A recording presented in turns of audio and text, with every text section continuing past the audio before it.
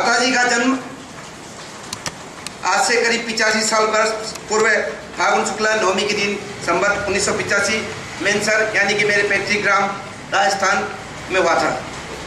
उनकी दीक्षा भाद्रपद शुक्ल 6 को संवत 2014 में खानियाजी जयपुर में हुई थी। उनके दीक्षा गुरु का नाम था आचार्य वीर सागर जी महाराज और इनका समाधि वरण बैसाख कृष्ण अष्टमी तारीख 13/4/12 वार्षिक शुक्रवार को जयपुर में हो गया था। उन्होंने अनेक साहित्य की सृजन किया था।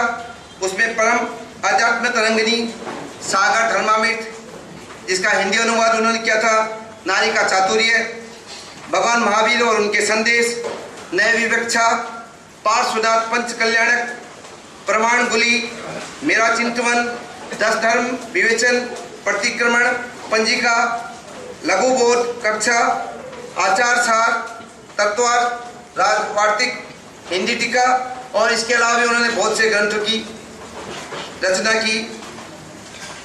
हम सभी जानते हैं कि हमारे आदि तीर्थंकर के जमाने से ही आर्य गांव का अस्तित्व चला आ रहा है। श्री ऋषभदेव की पुत्रियां ब्रह्मी और सुंदरी ने भी अपने पिता से दीक्षा ली थी और धर्मचक्र प्रवर्तन में उनका महत्वपूर्ण स्थान था। अंतिम तीर्थंकर भगवान महावीर के धर्मचक्र प्रवर्तन में चंदनमती माता का योगदान रहा है। इसी परंपरा में सुपार्श्वती माता जी का नाम आता है। इन्होंने अनेक कष्ट सहन करके भी देश के कोने कोने में जाकर धर्म का प्रचार किया और धर्म की जागृति पैदा की। पूज्य माता जी की भव्यता, सूक्ष्म तलस्पर्शी बुद्धि, आकाट्य तर्क, शक्ति एवं हृदय ग्राह्य प्रतिपादन शैली विलक्षण अद्भुत थी। आपकी प्रवचन शैली विलक्षण थी। आपके प्रवचन से श्रोतागण अभिभूत हुए बिना नहीं रह सकते थे।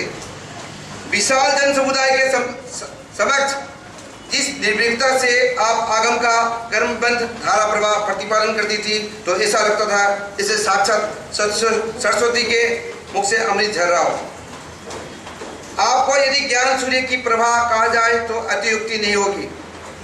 आप ऐसी विद्या वाली दीदी थी जिनका ज्ञान जल भव्य आत्माओं के सांसारिक मल को धोने एवं मोक्ष मार्ग के पाठिक का पाठे एवं परम प्रेरक था। आप आर्ष मार्ग एवं आगम की कट्टर कोशिका थी। आपके आर्ष मार्ग परंपरा को अक्षुण्ण बनाए रखने में जिस साहस के साथ सत्य धर्म का पोषण किया, वह धार्मिक दिनों के लिए युग युगांतर तक आदर्श मार्ग के रूप में अमर रहेगा। आपकी जीवनचर्या, वाणी, वेदुष्य तथा आहार विहार जिन साधुचर्या की प्रयोगशाला थी। ऐसी गुणवती आत्माओं का समाधि वरण 13 तारीख को जयपुर में हो गया। हम जैन समाज के लिए एक बहुत बड़ी खोटी है, हमारे लिए बड़ा दुख का विषय है। इस रिक्तता को बढ़ाया नहीं जा सकता। माताजी ने अपना संपूर्ण जीवन समाज हित में लगाया। आपकी वाणी और उपदेश जैन जगत के लिए ही नहीं अपितु समस्त मानव जाति के लिए कल्याणकारी थे।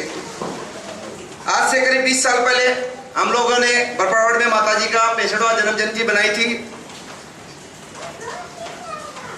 उस समय हम लोगों को, हमारे बरपड़ा वासियों को उनका आशीष मिला था और 4 महीने यहाँ रही थी। और उस 65वें जन्म जयंती पर उन्होंने एक प्रवचन कहा था जो मेरे को थोड़ा थोड़ा याद था। मैं छोड़ा था उस समय। आप जब भी प्रवचन करती थी तो उनका स्टार्टिंग होता था, जैसा पिए पानी वैसी होए वाणी, जैसा खाए अन्न वैसा होए मन, पेया बोया पेड़ बबूल का तो आम कैसे होए।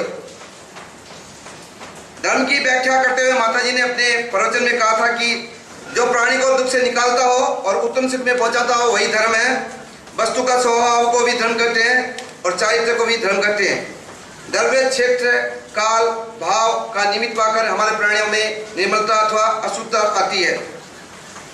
माताजी ने अपने बहुत से ग्रंथों के माध्यम से, प्रवचन के माध्यम से हमारे आचरण के बारे में बतलाया है।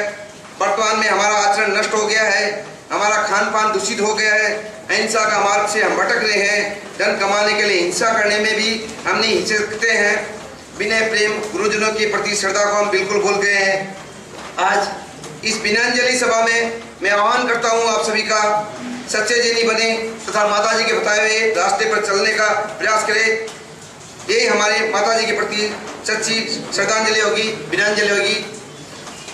जी सुभाषपति माता जी की